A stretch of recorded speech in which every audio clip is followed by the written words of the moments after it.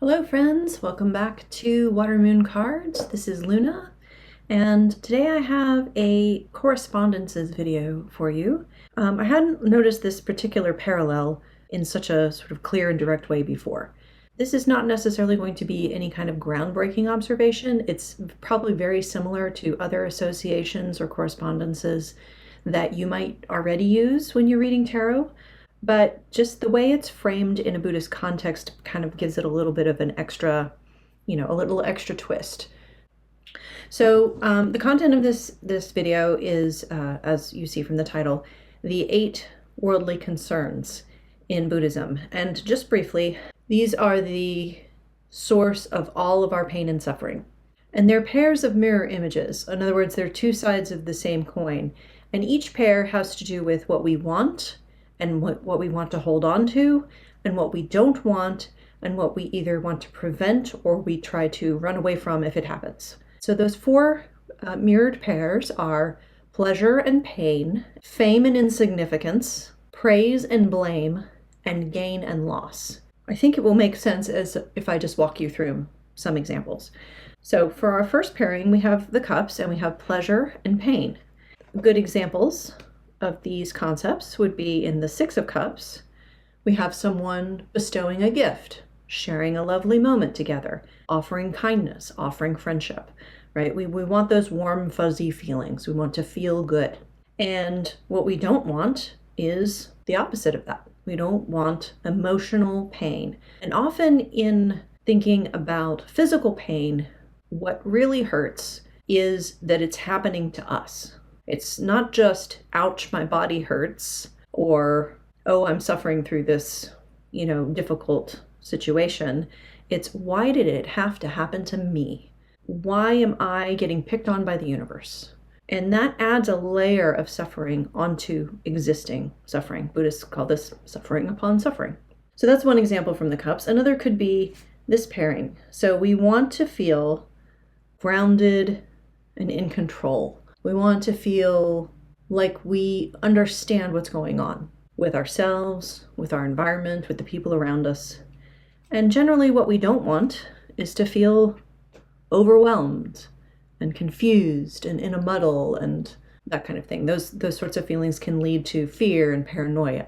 All right, so in our next examples, we have the Wand suit. And here we can see in the 6 of Wands and the 5 of Wands, correspondences with essentially a category that comes down to reputation, right? Fame and insignificance. We want to be well regarded, well respected, celebrated, recognized, looked up to. Maybe we even want to be in charge. We want people to do what we tell them to do.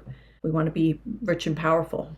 That's the fame side. And then you can fall into insignificance or fall into the opposite of fame, which is infamy, by being discombobulated, being untrustworthy, being incapable, unreliable. So people won't come to you to give you a work assignment because they don't think you can do it.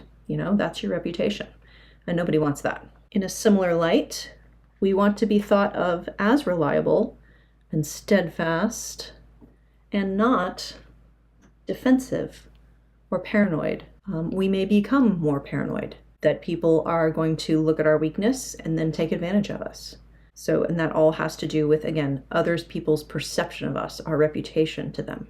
Next, we have everybody's favorite suit, the swords, which in Pamela Coleman Smith's images they're kind of tricky to work with sometimes because most of them look really negative, but it's interesting to look at them through this lens of hope and fear.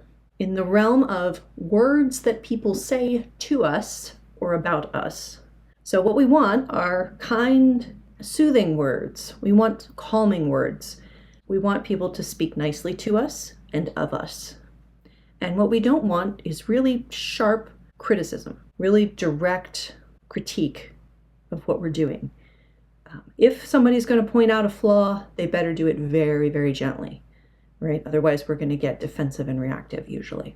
That's words, and that has to do with praise and blame, our third category.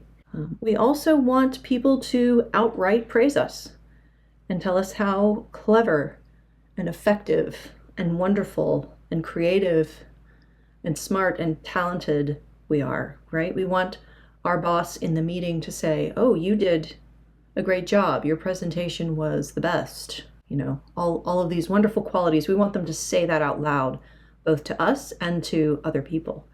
And what we don't want is gossip about us, negative talk about us.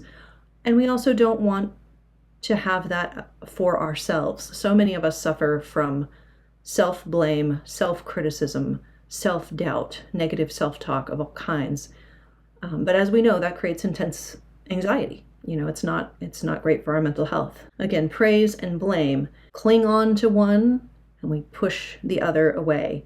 And in both cases, it causes us pain of maybe not getting all this praise all of the time from every person we encounter, and holding on to this, the blame side, as being the truth, or trying to push blame away and not take responsibility for, you know, something that actually did happen or is true. We don't want to hear that in other people's words. And then finally, the Pentacles suit. So here are a couple examples. In the Two of Pentacles and the Five, we can see the mirror image of wanting gain and not wanting loss. So we want to work hard. You know, we put a lot of effort into our work, our life. We're taught, at least in Western culture, that, you know, struggling and hustling and getting as much as you can for yourself is the way to be happy and successful. And so we follow that oftentimes, even without realizing it. And we want that security, and we don't want to lose it. We don't want a bad diagnosis from the doctor and to lose our health. We don't want, you know, some financial crisis to happen to us or to our community or our loved ones. These things aren't just about us. They're also what we want and don't want for those we're close to. And we do everything we can to avoid that. And then similarly, you know, once we do get some kind of financial stability or even a windfall, you know, we're doing pretty well and we can afford some luxury in our lives, we hold on to that for ourselves. We grasp onto it and we start to get maybe a little bit paranoid about it, and we don't want to share. We don't want to give it away, because what if then we gave it away and then we need it later? That kind of, you know, grasping onto wealth and trying to buy our way into the fountain of youth with lotions and potions and all sorts of treatments and things, and then not wanting to give that up, you know, as we age, as our financial situation changes, or even as it improves. You know, you see this so much, especially now, where miserable rich people will not give away any of their money, and they hoard it all for themselves because they think that that is otherwise going to cause a weakness in their life, cause them to lose the rest of their fortune. And then I think you can also apply that when you're reading the court cards in these suits as well. So you can look at praise and blame and pleasure and pain and fame and insignificance and gain and loss by what are these characters running away from? What are they avoiding? What are they grasping onto? What are they fixated on? You know, what are they trying to protect or hold dear? What are they gathering for themselves? What are they unwilling to share with others? And I think that's just another added little piece that may sometimes come into a reading.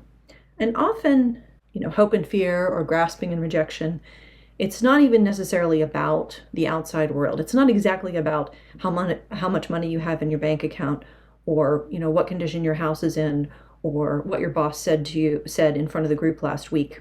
It's more about the fear and the hope of what you want those things to be.